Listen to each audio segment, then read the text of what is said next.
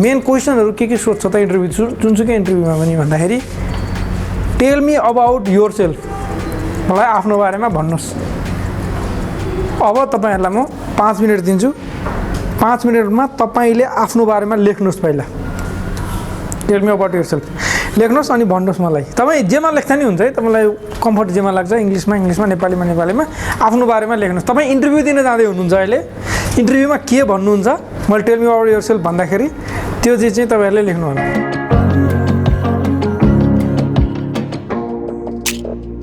तीन बजेर 31 मिनट गयो होइन, 36 मिनटसम्म।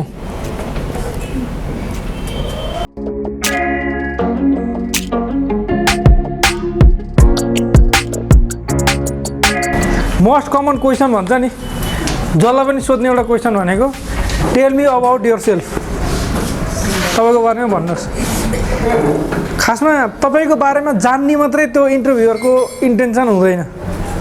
यति बेला तपाईँले कसरी बोल्नुहुन्छ, तपाईँको कम्युनिकेसन स्किल, तपाईँले कसरी प्रेजेन्ट गर्नुहुन्छ आफूलाई, त्यो तपाईँको प्रेजेन्टेसन स्किल, तपाईँलाई आफ्नो बारेमा कतिको नलेज छ, तपाईँ कतिको त्यसलाई अब्जर्भ गर्नुहुन्छ, त्यो के भन्छ भने त्यसलाई एनालिटिकल थिङ्किङ भन्छ क्या। तपाईँले एनालाइसिस आफूलाई कसरी गर्छ त मान्छेले, त्यो चिज पनि यसमा इन्क्लुड हुन्छ, त्यो चिजलाई पनि ध्यान दिन्छ। त्यो इन्टरभ्यूहरूले त्यो एउटा फर्स्ट क्वेसनबाट अब तपाईँसँग इन्टरभ्यू कतिको लामो बनाउने भन्ने डिसाइड गर्छ। यो इन्टरभ्यूलाई चाहिँ कहाँसम्म पुर्याउने भन्ने इन्टरभ्यूको डिसिजन चाहिँ त्यहाँबाट हुन्छ। त्यसैले यसलाई चाहिँ फर्स्ट इम्प्रेसन एकदम गजबको बनाउनु जरुरी छ। अब तपाईँहरूले बनाएको सुनाउनुहोस्, कसले सुनाउनुहोस् भन्दा पहिला हजुरले सुनाउनुहोस् ल, उठ्नुहोस्। अब मेन चिजमा जाऊँ हामी।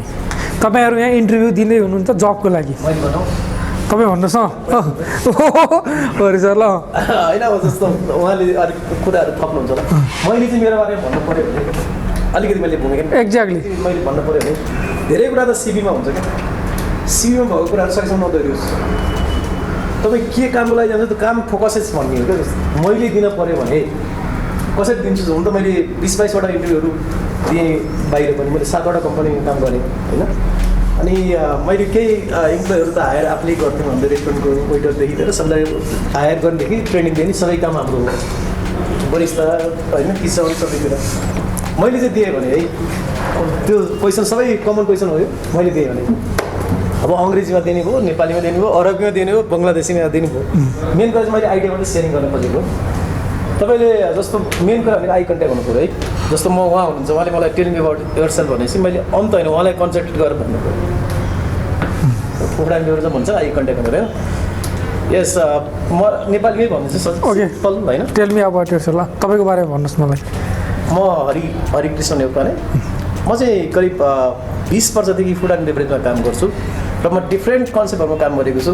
यदि तपाईँले अहिले जुन यो जनरल मेजरको लागि चाहिँ तपाईँले भ्याकेन्सी खोल्नु भएको रहेछ, यदि यो पोस्ट तपाईँले मलाई दिनुभयो भने मैले अन्त सिकेको नलेजहरूलाई पूर्ण रूपमा युटिलाइज गर्दै तपाईँको बिजनेसलाई ग्रोथ हुने गरी कुनै पनि आउटकम्सहरू लिएर आएर राम्रो इन्कम चाहिँ जेनेरेट गर्छु।